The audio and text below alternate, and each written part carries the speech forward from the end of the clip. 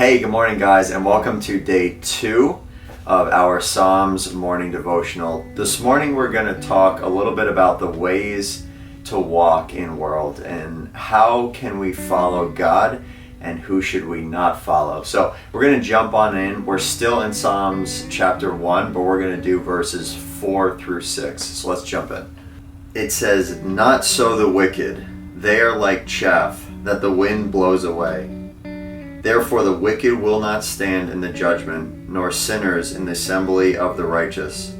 For the Lord watches over the way of the righteous, but the way of the wicked will perish." So, to backtrack a little bit to yesterday, remember we talked about the idea that the one who stays in the Word of God and walks according to the Word of God is like a tree planted by streams of water. It says that he will produce fruit and it will be good and everything he does will prosper. Well, it starts out verse 4, "Not so with the wicked," right? Basically what we have to see is that in our world there is two routes we can go. We can go, which a lot of people in the church would say, the way of the world or the way of the devil, which I know that's kind of harsh it's hard for people to digest. Or we follow the way of Jesus. And the way of Jesus is the way of the righteous. And again, I know it's going to offend some people. I'm just saying this is what it is. This is the truth.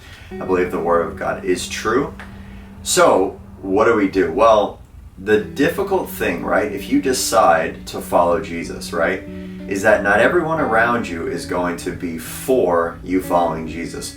Why is this? To be honest, I don't fully know. When I decided to follow Jesus, I decided to stop smoking weed and stop drinking and attempting to stop other things as well. And I'm still struggling with some things, but I decided to stop. And so my friends, if they were used to that, they didn't understand the change that was going on in my life. So I wanted to follow Jesus. So basically what I was doing was kind of detracting off of the path that we were on, right? Which I would consider the way of the wicked. And my friends might be a little offended that I just said that. But that I would follow in Jesus's footsteps. I would follow in the way that God leads me. And that's hard, right?